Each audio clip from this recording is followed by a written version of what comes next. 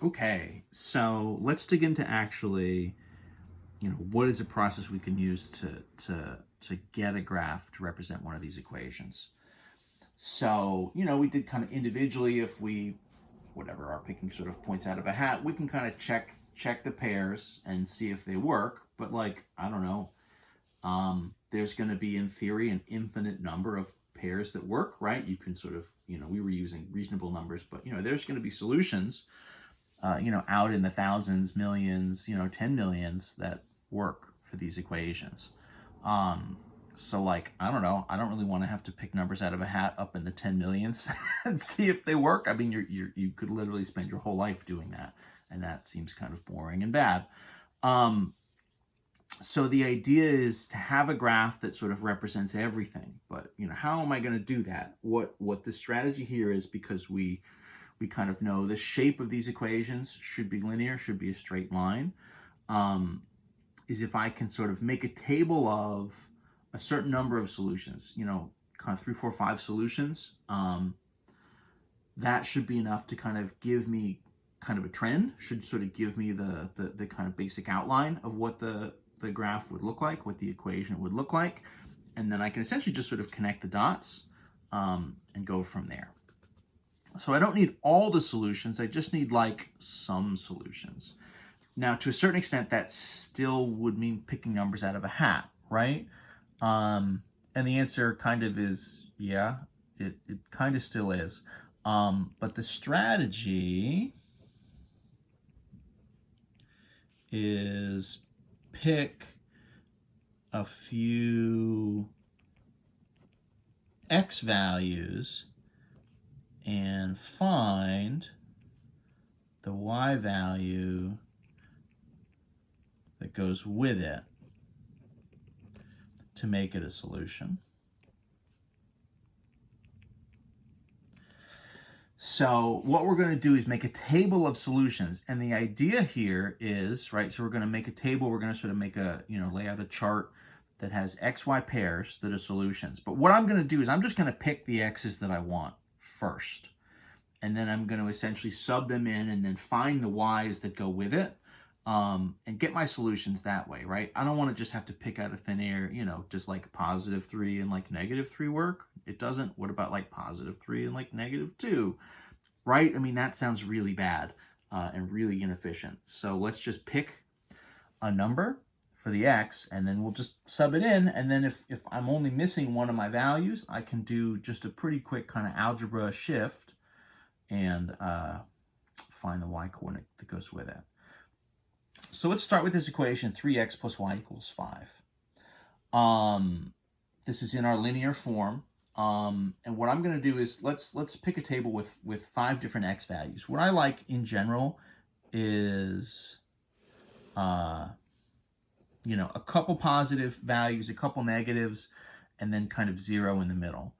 And I'm going to pick the most boring possible points that I can. So I'm just literally going to go like, what about -2? What about -1? Right? What about 0 in the middle? And then let's just do +1 and +2. So the table, right, is going to be x values and y values, right? So the x, y pairs will kind of be in columns here. And my x's are just going to be -2, -1, 0, 1, and 2. So a couple negatives, a couple positives, and 0 in the middle. I'm just picking essentially the smallest possible numbers I can. What I'll say here is you can literally pick any number you want for x. In general, you want them to sort of work, and you want the calculations to kind of go as smoothly as possible. And so one kind of key thing here is, so pick x values that, what you want are x values that the coefficient on y will divide into, so that are divisible by the coefficient on y, right? So in this case, this is 3x plus 1y. So the coefficient here on y is 1, right? So anything is divisible by 1. But if this was like 2 times y, I would actually be better off picking x's that were evens, right? 2, 4, 6 kind of stuff. If this was, 3y, I'd be better off picking, multiples of 3, 3, 6, 9, 12 kind of thing.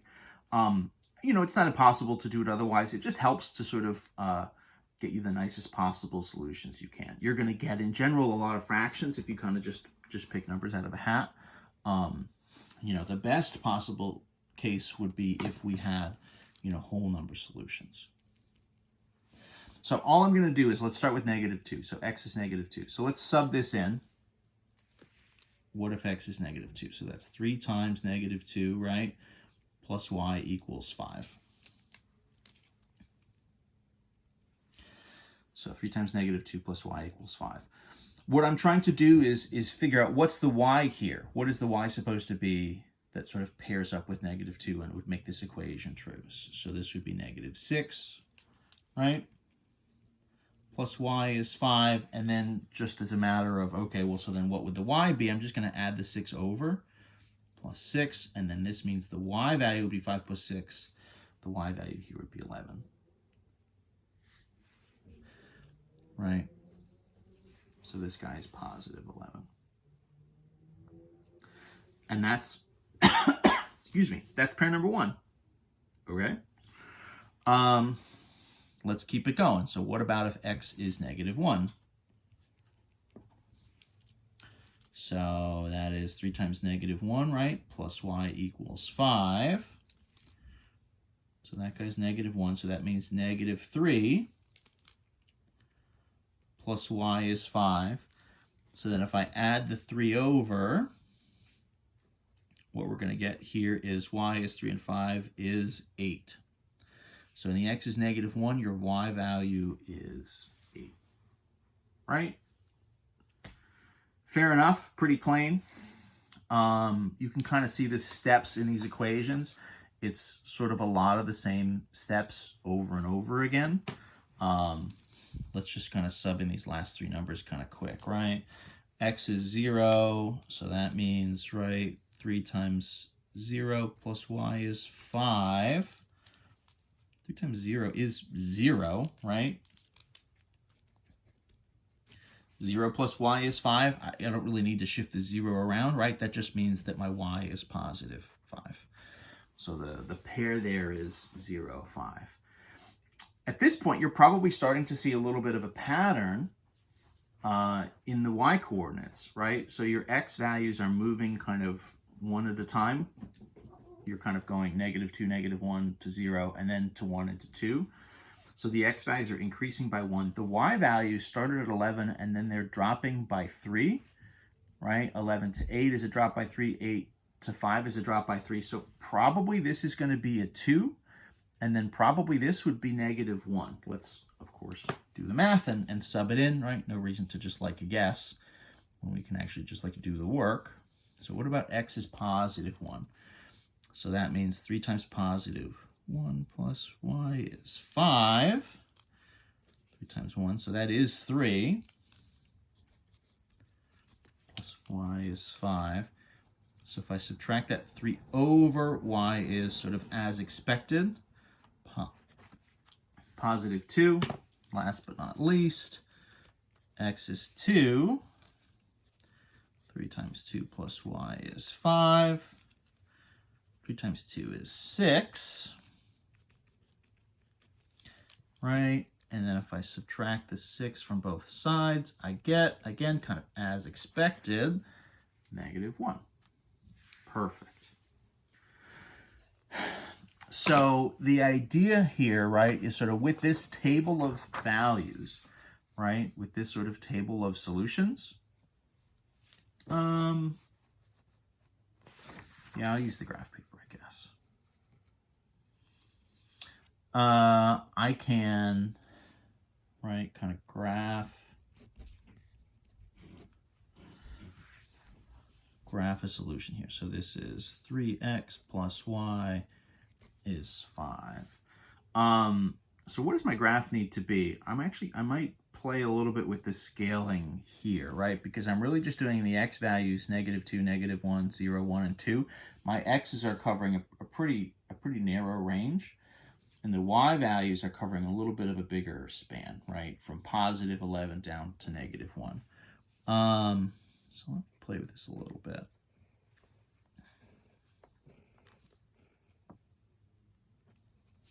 So maybe that's what we've got. And so what I'm going to do is, sure. So I'm just going to sort of draw my axes a little bit off center, right? So here's X, here's Y.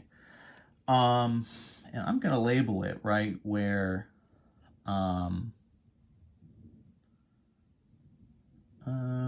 what do I want? So like -1, so this is kind of 1, 2, 3, 4, 5, 6, 7, 8, 9, 10. Whoops, even 11 is even up a little higher than that. That 11 is just so big. And then I'm going to do double spacing for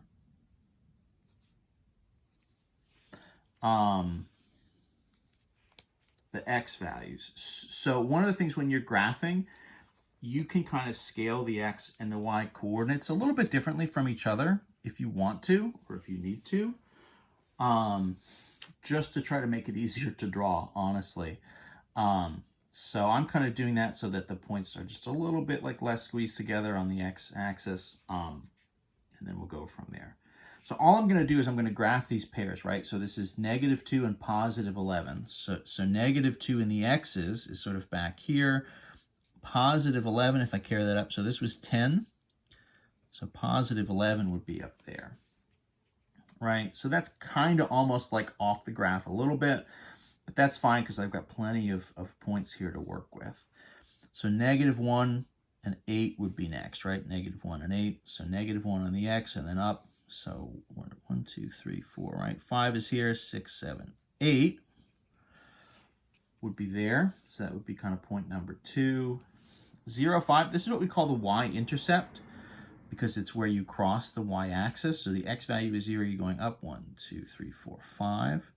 So right on the y-axis, again, we call that the y-intercept as a point, 0, 5.